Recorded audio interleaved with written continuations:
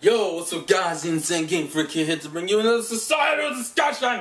We're gonna talk about music, yay! Oh, so stupid. We're gonna talk about society and music and society and how people, we're gonna delve into the whole thing with music and how a lot of people now say today's music sucks and how old school music is so much better and vice versa, and Justin Bieber's better than Michael Jackson, or Chris Brown is better than Michael Jackson or some shit. So let's just get into it.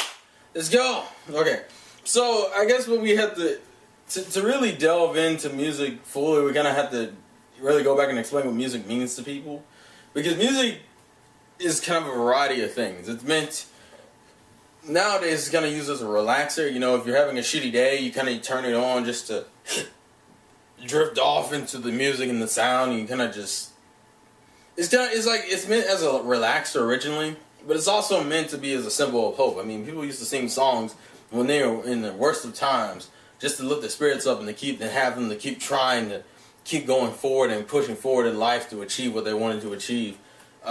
Music is also it's just straight out entertainment. That's really the prime usage for music. It's just to have fun with it. People. That's why you go to the club and you always got something blasting in the background. No one dances to nothing. You don't see people just sitting there doing the fucking twist and shit to nothing. You don't just start dancing like, yeah, and it's like no music going on. Music is really meant just for you to cut loose and to just freak out and kind of let go and shit. It's kind of the reason why alcohol and music go so well together. Not really, but yeah. But the part of music that everyone wants me to really talk about is the whole effect it's having and kind of the standard and quality of music, how it's used to be and how it is now. And people need to understand, music is not meant for you to have life lessons from. People try to discern true messages throughout music, which, you can do with good songs, but people don't realize you don't do that with all songs. And there are certain songs that you really gotta listen to realize you're not supposed to discern messages from. I think today's group of people do not know how to do that compared to the old school group of people who were like, okay, this is obviously bullshit music, this is obviously quality music. And there's a difference. Music will sound good regardless of what the fuck the song is about. It just really depends if you like it or not. I mean, as I said, liking music is subjective. But when you say it's good music, you need to really understand when you're saying good music, you're making the assumption that the music has quality to it. Like you can discern a good life message out of that music. And people use the word good music a little bit too freely and don't realize when you say good music, you either need to fucking say good music to you, or you need to say it's good music in the sense of quality. Saying it's kind of it's catchy. That's, to me, saying a song is catchy is not saying a song is better than any other song. Saying a song is catchy means you just like the beat and you like the way it sounds. Doesn't necessarily mean that it has the great deepest message in it, because as I said, music doesn't necessarily need to fucking have that. But a lot of people say the standard of music has gone down because a lot of music now doesn't have that. Which, I won't say it's gone down, I just say there's more bullshit music than there used to be. Or there's more catchy music than there used to be. Whereas the quality music, I think, is still there. It's just more of, it's not catchy. And that's the thing about music. It's if a song can be catchy and have a good message behind it, it's a great song at that point. But if you just have a great message and it's not necessarily a wildly catchy song, then that's the problem. That's the inherent problem with the song. A perfect song is a song that can combine both catchy as fuck, good message. Most good message songs aren't necessarily catchy. That doesn't necessarily mean that they're bad songs. I'm just saying they don't have the perfect mix. And the real problem is that for some reason today's people, especially the teens and the kids, like to take the catchy music and discern life lessons from the catchy music. And that's where the problem really lies, is that people want to fucking try to get life messages out of bullshit songs or out of catchy songs. Not good songs, but catchy songs. I'll give you an example. People try to fucking base their lives off of shit like songs that are made by either Future or Wale or Nicki Minaj or fucking Justin Bieber, which I don't know why the fuck you would do that. And I'm not saying any of the music from these people are bad in the sense of being catchy. I'm saying they're bad in the sense of like life messages. Like, you do not get a life message out of Pound the Alarm or fucking Starships. You don't get a life message out of As Long As You Love Me. And a lot of people are tricked because you gotta listen to the lyrics. If you're gonna make the argument that the song is good in terms of quality and you can get something out of it, you gotta look at them lyrics and listen. Because a lot of people say this about Justin Bieber's As Long As You Love Me. Because technically the moral of the song is that we can be together as long as you love me. It doesn't matter about anything else. But if you listen to the song, it sounds more condescending than anything else. It's like, as long as you love me, we can be homeless, we can be broke. As long as you love me, I'll be your, I'll be like your soldier. I'll be your, it was like essentially building the guy up to be kind of like this superhero. And like the girl is just kind of like, if you love me, then I'll be anything you want. I'm like, then why does it matter as long as you love me if you'll be anything I want anyway? Like it makes it seem like the guy is lowering himself to the standard. He's lowering himself to, how do I explain this? The way the song is sung, and I know it's not his, I'm pretty sure Bieber did not intend this to be the message of the song. But if you listen to the song, the way it comes off is like the guy is doing the girl a favor by loving her. Like, that's what it comes off as. And it's just, you kind of just sit there and going, so essentially the song is As Long As You Love Me because, you know, he's being condescending as fuck. That's what it sounds like. I mean, as I said, like, there are songs I like to have, like, basic ass good messages. Like Neo's Let Me Love You. That one technically has a good message, but you can make the argument at the same time that it's like, you let me love you until you learn to love yourself. So, that kind of comes off condescending as fuck too. It's like, so let me do your job for you because you don't know how to do your job. You don't know how to love yourself, so I'm gonna love you for you. Like you need someone to take care of you or some shit. That's not. I mean, as I said, it's not I don't think these are the intentions of the songs, but this is the shit that you actually hear. If you listen to the lyrics, that's what it really comes off as. It's like let me love you until you learn to love yourself. I'm like, so what happens when she loves herself? What happens then? Like, it's way too vague, and it's like, and people always go, why the hell are you analyzing songs? I'm like, because you made the argument that it was a good song. That's the thing. And people try to get life lessons out of these things. Don't get life lessons out of songs that inherently have like a bullshit message off the top of it, but like the damn lyrics don't even match that message. And that's how those songs are, at least Bieber and Neo's. Because I actually do like both of these songs, but and that's the thing. You can like these songs. I'm not sitting here telling people you shouldn't like the songs you don't like. I mean, you shouldn't like the songs that you like. I'm saying don't try to get life messages out of songs that inherently don't have life messages in them or good life messages in them. Because if you look at the bullshit. Like, if you look at, like, just what the fucking title says, both of these songs have okay messages from the title. Listen to the lyrics, it's complete bullshit.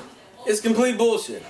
And people nowadays, for some fucking reason, want to get life messages out of every song they listen to and not really realize that there are songs that are just really meant for entertainment. Which is why you have a whole bunch of fucking kids going off the rap bullshit. Because almost every rap song now is about, like, sex, rape, and women and shit and money. It's like, these are not songs you're supposed to get life messages out of. It's not. It's not. Oh, I'll give you another one, a song that's like that has like a good message in it, but not really. Trey Songz, I Just Gotta Make It, which is like one of the first songs you hear, first popular songs from Trey Songz. Trey Songz, that song sounds okay, and then you realize that it's just appealing to the black stereotype of, oh, I'm gonna get this record deal and I'm gonna be famous and then I'm gonna buy you a whole bunch of things. When I Just Gotta Make It shouldn't have been like that.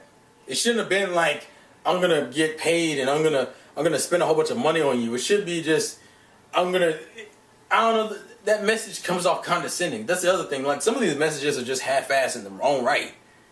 And people will sit here and think these are good songs with good messages in them, and then they wonder why. It's like, why do people listen to like the Beatles and shit? Why do people listen to Michael Jackson and shit? Like, people don't understand why the older songs are bad. They're not better. You can make the argument that they're not as catchy as the new songs. You can make that argument because that's subjective as fuck. But in terms of message, the older songs have better messages.